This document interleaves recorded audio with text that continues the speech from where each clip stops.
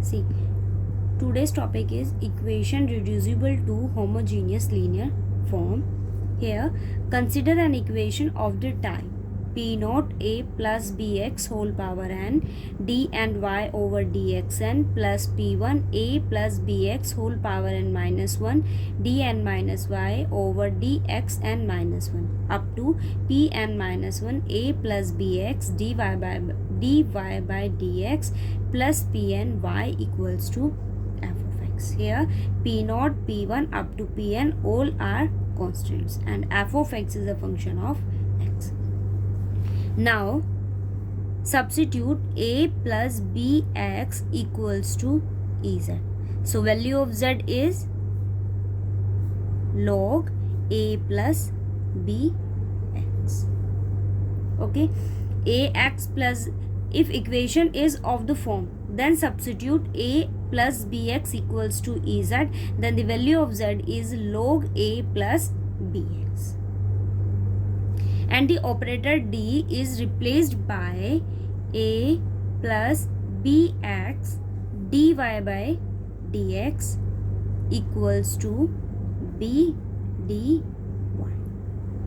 Okay, if coefficient of differential equation is of the form a plus bx, then the operator is replaced by a plus bx dy by dx equals to b dy. F, and if a plus bx whole square dy by d2y by dx square is replaced by b is as b square in second order derivative, b is as in second derivative is b square, and d minus 1. In last lecture, we see the equation for p naught xn d and y dxn. In this case, if we compare the equation of the last equation is here a equals to 0. उस equation में और इस equation में से फर्क इतना था आपके पास कि a की वैल्यू क्या थी 0, बट यहाँ आपके पास क्या है x a plus bx whole power n.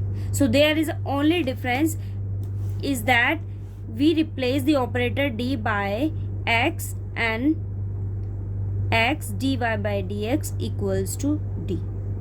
But here a plus bx dy by dx is b dy and whole square is b square d into d minus 1 y. All are similar cases as this equation. A plus bx whole power n d and y dx and b and d minus 1 up to d minus n minus 1 y. The only common difference with this equation and type of this equation is a is 0 in this form, but here a plus bx whole power n. A and b is also a constant, p naught, p1 up to pn all are constant. All cases are similar, but only the difference is a. If a equals to 0, then type of this form, and if a not equal to 0, then type of this form. And substitute a plus bx equals to ez. Value of z is log a plus bx, and substitute the operator by a plus bx dy by dx equals to b dy, a plus bx whole square d2y by dx square b square d into d minus 1 y. And for another term b and d minus 1 up to d minus n minus 1 y.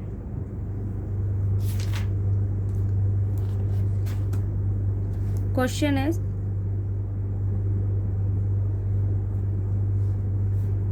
five plus 2x whole square d2y by dx square minus 6 5 plus 2x dy by dx plus 8y equals to 0. Now substitute a plus bx equals to ez. So 5 plus 2x equals to ez, and the value of z is log 5 plus 2x. Now 5 plus 2x whole square d2y by dx square. Value of this form of double derivative is b square, and compare with this form a plus bx. A plus bx, and the value of a is 5. Compare with a plus bx. Value of a is 5 and the coefficient of x is b, so coefficient of x is 2, so value of b is 2. Now second order derivative is b square, so b 2 square, it means 4 d into d minus 1 y minus 6. First derivative is replaced by b dy. Value of b is 2, so 6 into 2 dy plus 8y equals to 0. So 4 d square minus dy minus 12 dy plus 8y equals to 0. Take y common, so 4 d square minus d minus 12d plus 8 y equals to 0. Now auxiliary equation is coefficient of y equate to 0, so 4 d square minus d minus 12d plus 8 equals to 0. 4 d square minus 4d minus 12d plus 8 equals to 0. 4d square minus 16d plus 8 equals to 0. Take 4 common, d square minus 4d plus 2 equals to 0.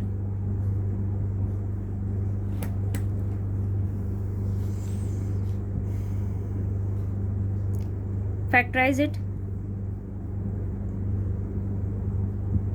Minus b square 16 minus 4ac. So 4 into 2 is 8 by 2. 4 plus minus under root 8 by 2. So 4 plus minus 2 under root 2 by 2.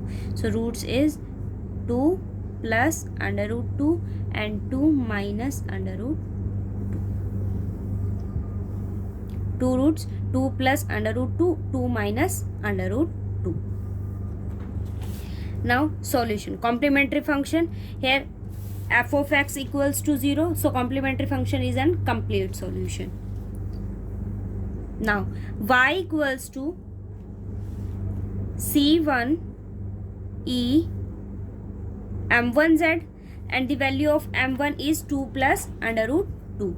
So 2 plus under root 2 z plus c2 e 2 minus under root 2 z. Okay, and the value of ez is a plus bx. Now substitute the value of ez. c1, it's written as ez whole power 2 plus under root 2 c2 ez power 2 minus under root 2z, and the value of ez is a plus bx. Value of ez is a plus bx. So from question, a plus bx is 5 plus 2x equals to ez. So 5 plus 2x, 2 plus under root 2 plus c2, 5 plus 2x, 2 minus under root 2. It's your solution. Otherwise you can, it's a simplify. c1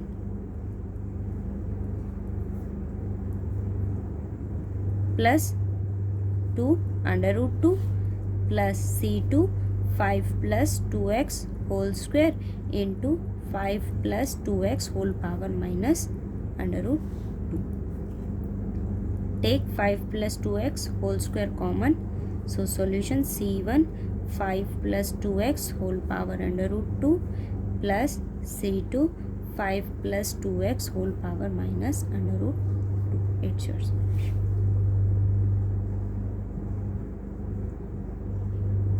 You try it. If you have any doubt, then you drop a message. Then you drop message in Google. Okay.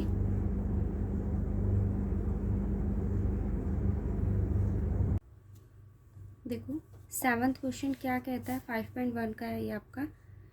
X square d two y by d x square है आपके पास। इसको operator से shift करेंगे तो आपके पास क्या value आएगी, d minus one y plus 4x into d y by d x है, तो उसकी वैल्यू आपके पास क्या होगी, d y plus 2y equals to E Z.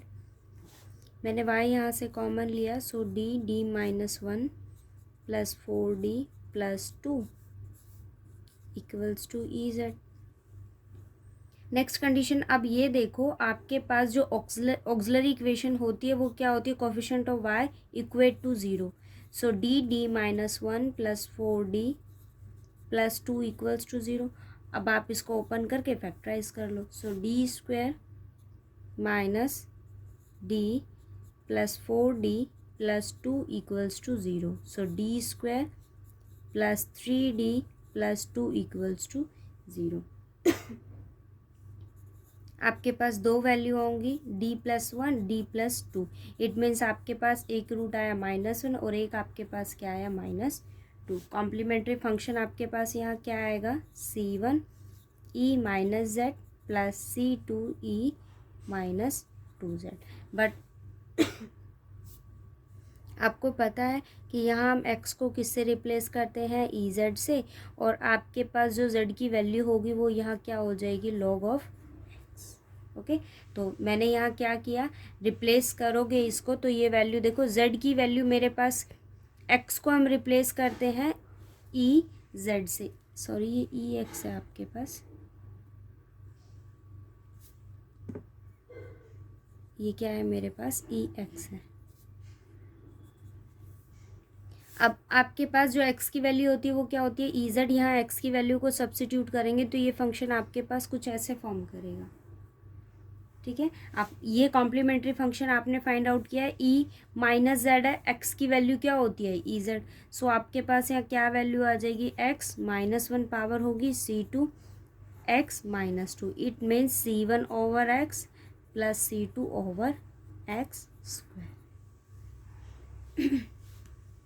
अब निकालते हैं हम पी आई। देखो पी आई की क्या कंडीशन होती है आपके पास, 1/f of D. F of D की वैल्यू मेरे पास क्या है, D square plus 3d plus 2। आपके पास जो x है वो क्या है, E Z.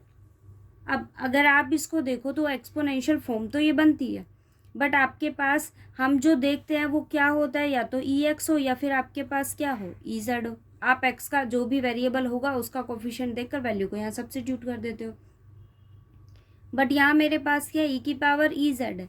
So first of all हम क्या करेंगे, इस रिजल्ट को अप्लाई करेंगे कि अगर आपके पास 1/d माइनस एल्फा फॉर्म करता हो और इनटू में आपके पास फंक्शन हो, तो हम वहाँ पी आई कैसे फाइंड आउट करते हैं, इसको सॉल्व कैसे करते हैं, E alpha X integration E minus alpha X into आपके पास क्या होगा, जो भी एक्स यहाँ फॉर्म करता है, और उसको हम इंटीग्रेट कर देंगे।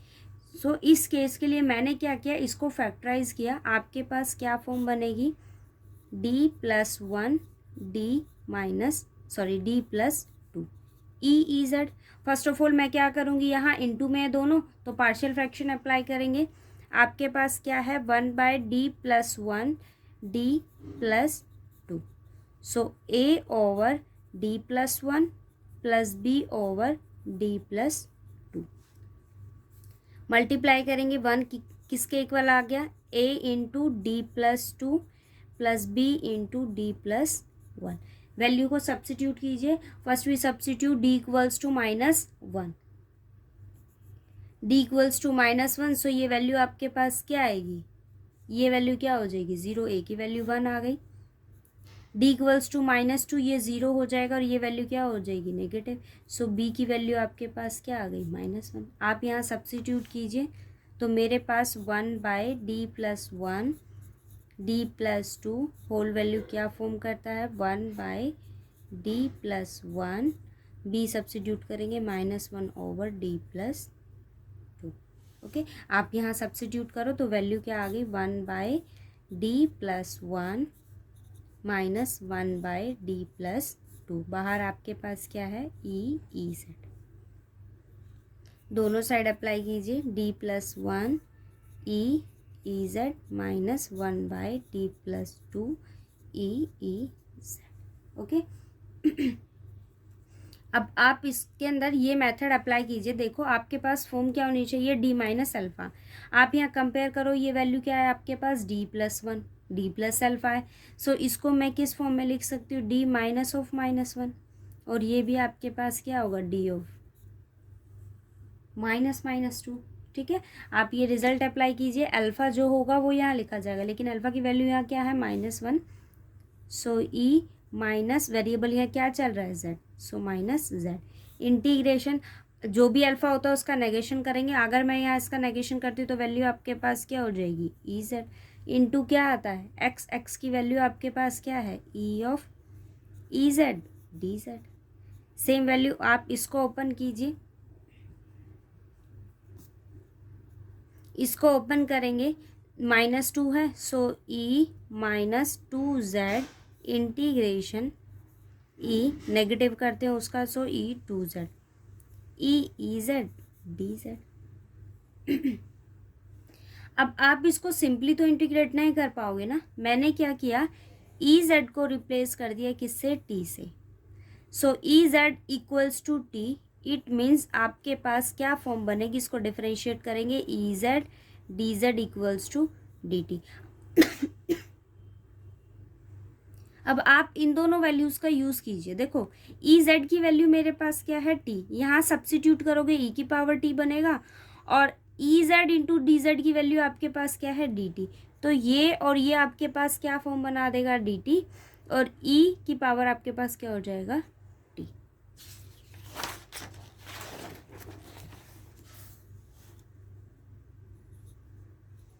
-z एज इट इज़ है, यहाँ आपके पास क्या होगा, ET और DT।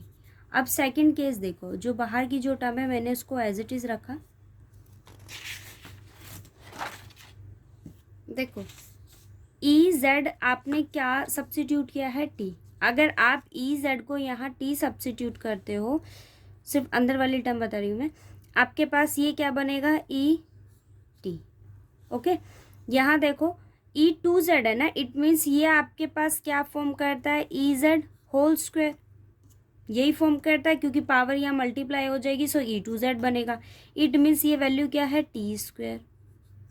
ओके, अब यहाँ देखो DZ, मैं आपसे कहती हूँ आप DZ की वैल्यू निकालिए, तो ये जो आपके पास टर्म है ये DT के डिवाइड में जाएगी। इट मीन्स आपके पास यहाँ से DZ की जो वैल्यू आएगी वो क्या आएगी, DT/EZ। बट EZ किसके इक्वल है, T के। इट मीन्स ये आपके पास क्या हो गया, DT/T, और एक T से आपके पास एक T कैंसिल हो जाएगा। It means T into ET DT। Okay,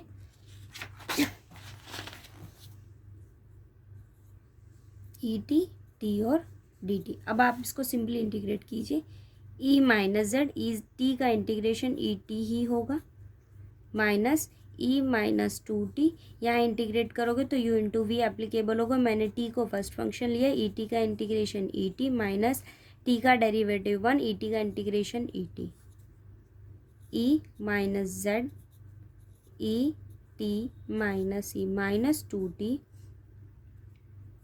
ET minus minus ये प्लस हो जाएगा। ET का इंटीग्रेशन आपके पास अगेन क्या फॉर्म करेगा, ET। ये EZ है, मैंने इसको चेंज नहीं किया, तो आप कंफ्यूज नहीं होना, ठीक है। ये थी टर्म, यहाँ U इंटू वी मैंने अप्लाई किया और उसका इंटीग्रेशन कर दिया। अब वैल्यू सब्स्टिट्यूट करो। आपने T किसको माना था, EZ को, minus E minus 2Z, T की वैल्यू क्या है, EZ, यहाँ T एज इट इज़ है, E यहाँ T की वैल्यू डालेंगे EZ plus E minus 2Z E की पावर Z। अब ये देखो E माइनस Z EZ है आपके पास, यहाँ वैल्यू क्या हो जाएगी, E minus Z minus EZ plus E minus 2Z EZ। अब ये दोनों टर्म क्या हो गई, कैंसिल आउट हो गई। यहाँ आपके पास क्या आ गया, ई माइनस 2z ई जेड। और ई जेड आपके पास है क्या, हमने सब्स्टिट्यूट क्या था, e Z equals to x. ये जनरल केसेस होते हैं आपके पास। तो यहाँ से वैल्यू क्या आ गई, एक्स माइनस 2 और ई एक्स, ये क्या आ गया मेरे पास, P I. So complete solution आपके पास क्या होगा, c1 x minus 1 plus c2 x minus 2 plus E X x minus 2। ये सॉल्यूशन आपके पास, ठीक है। अब आप इसका सेकंड केस देखो। आप इसका क्या कहता है question, x square d2y over d x square plus 4x dy by d x plus 2y equals to x plus sine x। Okay, अब फर्स्ट ऑफ ऑल आपकी कंडीशन होती क्या है, हम x को सब्स्टिट्यूट करते हैं ई जेड। यहाँ से आपके पास जो z की वैल्यू होगी वो क्या होगी, log x होगी। आप सब्स्टिट्यूट कीजिए, ऑपरेटर को चेंज करेंगे। So D minus 1 by plus 4dy plus 2y equals to E Z plus sine E Z. यहाँ से y को कॉमन लेंगे। So D minus 1 plus 4d plus 2 y equals to E Z plus sine E Z. Auxiliary equation यहाँ क्या होगी, D minus 1 plus 4d plus 2 equals to 0। Factorize करेंगे, plus 2 equals to 0। So D square plus 3d plus 2 equals to 0। First part जैसे ये same equation है आपके पास। इसके दो फैक्टर्स आपके पास बनेंगे, d प्लस 1 d प्लस 2, ठीक है। कॉम्प्लीमेंट्री फंक्शन आप इजीली फाइंड आउट कर सकते हो, अभी बताया मैंने। अब हम बनाते हैं इसके पी आई। देखो पी आई क्या फॉर्म करेगा, फर्स्ट ऑफ ऑल मैंने पी आई के लिए क्या चूज़ किया है, 1 by d plus 1 and d plus 2। Function क्या है, ई जेड और प्लस साइन ई जेड है आपके पास। सेपरेट करेंगे, 1 by d plus 1 d plus 2 e Z plus 1 by d plus 1 d plus 2 sine E z. Exponential की कंडीशन तो आपको पता है, ई जेड जो भी कॉफिशेंट होगा उसको सब्स्टिट्यूट करेंगे। यहाँ क्या है आपके पास, 1 प्लस 1 2 2 इंटू 2 प्लस 1 3। तो आपके पास यहाँ वैल्यू क्या आ गई, 6। सो 1 बाय 6 ई जेड। अब यहाँ देखो दो फैक्टर्स हैं आपके पास, मैंने इनको फैक्टराइज किया है और आपके पास इन दोनों केसेस के लिए ए की वैल्यू क्या आएगी 1 और बी की वैल्यू क्या आएगी -1। अभी सॉल्व किया है हमने ये, ठीक है। तो मेरे पास क्या फॉर्म बनेगी इसकी, 1 बाय डी प्लस 1, मैंने साइन ई जेड को सेपरेट कर दिया both side, -1 by d plus 2 sine E Z. अब आप यहाँ वैल्यू सब्स्टिट्यूट कीजिए, 1 बाय 6 ई जेड। वही फॉर्म अप्लाई करेंगे क्योंकि आपके पास एक तो ट्रिग्नोमेट्री, यहाँ एंगल की जगह क्या है, एक्सपोनेंशियल फंक्शन है।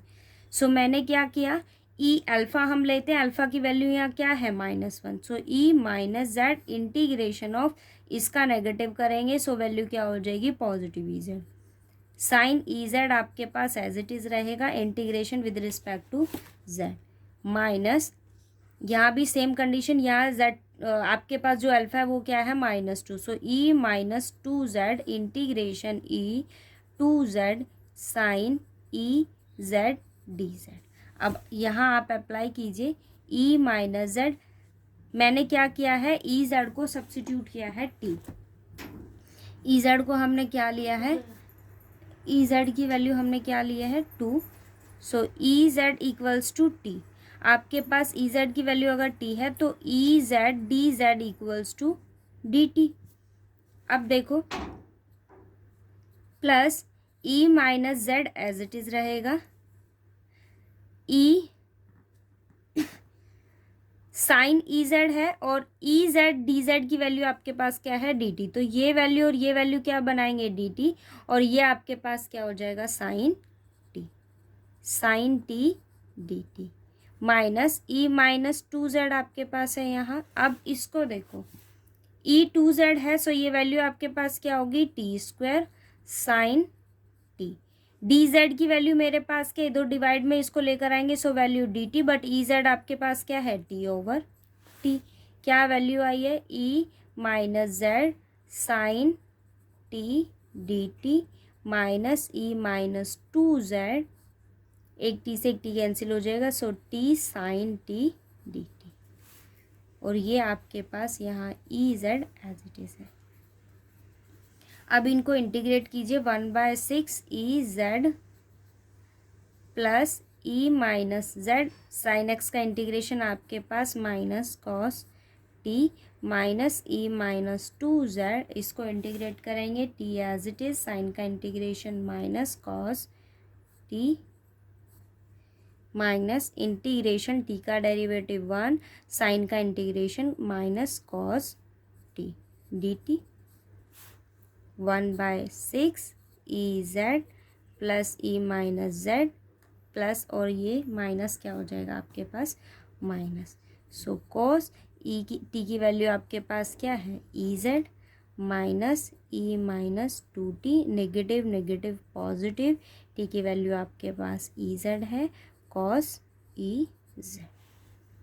सब कॉस का इंटीग्रेशन आपके पास क्या होगा, sine positive negative negative minus 2z, cos का integration sine, so sine T it means sine E Z. 1/6 E Z minus E minus Z cos E Z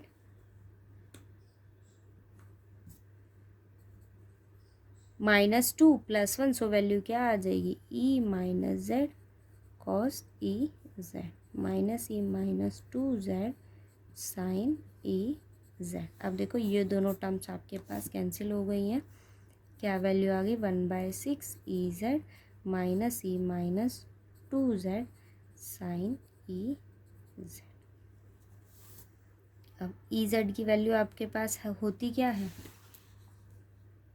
x. आप value को सब्स्टिट्यूट कर दीजिए, x minus x minus 2 sine x/6 minus sine x over x square. ठीक है, ये solution आ गया। और आपके पास जो कॉम्प्लीमेंट्री फंक्शन है वो क्या आया है, c1 x minus 1 plus c2 x minus 2 plus x/6 minus sine x over x। ये कंप्लीट सॉल्यूशन। ओके, कोई और डाउट हो तो बताना बेटा।